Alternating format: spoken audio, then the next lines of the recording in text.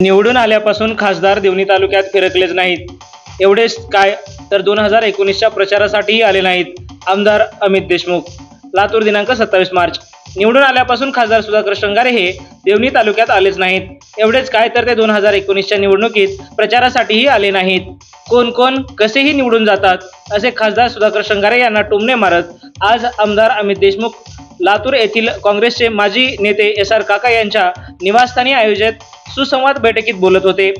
बोगीचा कारखाना सुरू होऊन 5 वर्ष होत आहेत. एकही बोगी बाहेर आली नसून आता चे काँग्रेसचे लातूर लोकसभा उमेदवार डॉक्टर शिवाजी काळगे हेच ही बोगी बाहेर आणतील असा विश्वास देत सर्वाधिक मताधिकांनी काळगे यांना निवडून देऊ असे आश्वासन त्यांनी दिले आहे.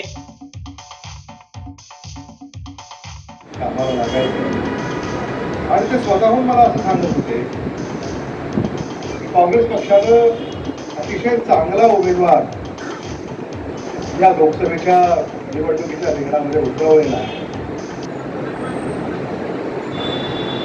आणि समोर जो उमेदवार उभा आहे तो गेल्या 5 वर्षामध्ये देवणी तालुक्यात आलाच नाही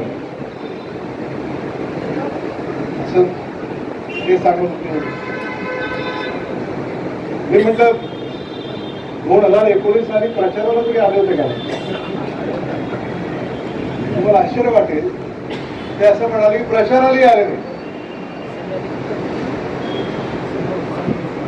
असेही लोक निवडून जातात. ठीक आहे, त्याची कारण काय आहेत?